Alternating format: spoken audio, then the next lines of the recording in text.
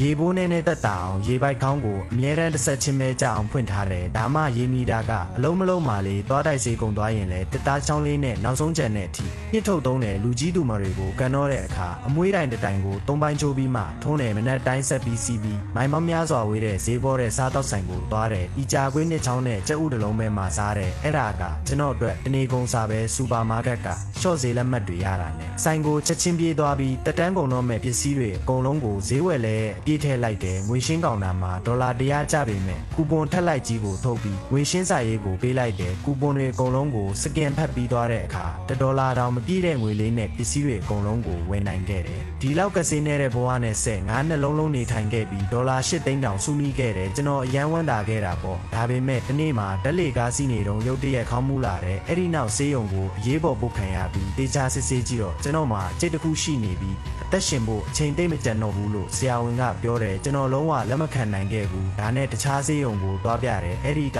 ဆရာဝန်ကတော့ကျွန်တော်ကျန်းမာရေးကောင်းတယ်လို့ပြောတယ်နောက်တစ်ကြိမ်ထပ်စစ်ဆေးခြင်းပေမဲ့အဲ့ဒီဆေးရုံကစစ်ဆေးက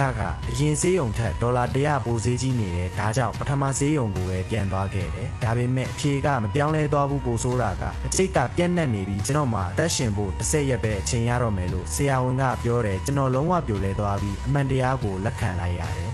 အဲ့ဒီအချိန်မှာကျွန်တော်ပိုက်ဆံတွေအကုန်မသုံးရသေးဘူးဆိုတာကိုရုတ်တရက်တတိယသွားတယ်ဒါနဲ့စုဆောင်းထားသမျှပိုက်ဆံတွေအကုန်ထုတ်ပြီးသူငယ်ချင်းတွေကိုစုခေါ်လိုက်တယ်မြို့မှာအစည်းကြီးဆုံးဟိုတယ်မှာတဲကြတယ်အဲ့ဒီမှာတခါမှမစားဘူးတဲ့အစားအစာမျိုးစုံကိုစားတော့ခဲ့ကြတယ်ဇင်ခံကားတစ်စီးလဲငှားလိုက်တယ်ပြီးတော့ဂိမ်းဆိုင်ကိုတန်းသွားပြီးဈေးဝယ်လဲတစ်စီးစာအကျွေးဈေးတွေလဲလိုက်တယ်ကျွန်တော်တို့တညလုံးကစားခဲ့ကြတယ်အဲ့ဒီနောက်အစ်မြင့်ဘားတစ်ခုကိုသွားပြီးဈေးကြီးရဲ့အရက်ပိုလင်းရာချီဝယ်တော့ကြတယ်ကုံမတော့နိုင်တော့ဝန်ထမ်းတွေအကုန်လုံးကိုပါခေါ်တိုက်လိုက်တယ်အဲ့ဒီအချိန်မှာကျွန်တော်ကတက်နိုင်သမျှပျော်ပါးတွေပဲလုပ်ချင်နေတော့တာနောက်ဆုံးမှာတော့နာရေးကူညီမှုအသင်းကိုတွားပြီးကျွန်တော်အတွက်အကြီးဆုံးမြေပုံနေရာကိုရွေးခဲ့တယ်စုစုပေါင်း$2သိန်းကျတယ်မထွက်ခွာသွားခင်လေးမှာကြည်ကောင်းနေကျင်တာကြောင့်နာရေးမိတ်ကပ်ပြင်ဆင်တဲ့ဝန်ဆောင်မှုကိုတောင်ကြိုပြီးစမ်းသက်ကြည့်ခဲ့သေးတယ်မကြခင်မှာပဲ10ရက်မြောက်နေ့ရောက်လာပြီးကျွန်တော်ပိုက်ဆံတွေလည်းအကုန်ပြောင်းသွားပြီးအိမ်ပြန်ရောက်တော့အကြာကြီးတိန်းထားတဲ့ဝက်ပေါင်ချောက်ကိုမြင်ပြီးအကျင့်ပါနေတာနဲ့စားလိုက်မိတယ်ခါနေတော့ခေါင်းတွေပြန်မူးလာပြီးကျန်းပြင်ပေါ်တန်းတန်းမတ်မတ်လဲကျသွားတယ်သူငယ်ချင်းတွေလည်းအကုန်လန့်သွားပြီးကျွန်တော်ကိုဆေးရုံအမြန်ပို့ပေးကြတယ်ကျွန်တော်ပြန်လို့လာတဲ့အခါ